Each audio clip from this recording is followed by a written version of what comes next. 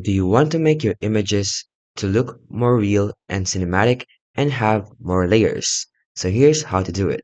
You add noise in your images or add a film grain to make it look like an artwork. So basically, it can add noise by simply applying to your artwork which has the layer on it. So first thing you want to do is to add a new layer to the top of the layers panel. Double-click the label to rename it, then choose Edit and go to Fill and set the contents to 50% gray. Then, you want to give it a vintage look. Choose your filter, add the noise, and simply adjust the settings to your liking.